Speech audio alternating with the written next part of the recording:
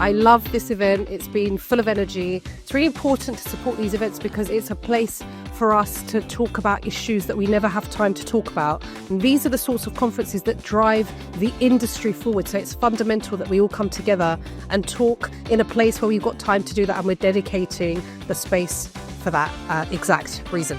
What's been really interesting is seeing the tech that everyone's using, but people sort of building on the original reasons why the tech was produced and using it in novel ways that maybe the vendors and suppliers hadn't actually anticipated. Just seeing different use cases of AI across different organisations. I think sometimes we can be so focused on our own organisation, but just looking at not just AI, but how we can leverage technology and think about problems that others are trying to solve and learn from them, because at the heart of it, the root cause is really problems we're all trying to solve, and seeing how different organisations at different levels have done it is really helpful. We wanted to get to know other people who are in this industry, see what's out there, see where the industry is headed, and also see what's on the mind of other in-house and legal teams in the US and around the world.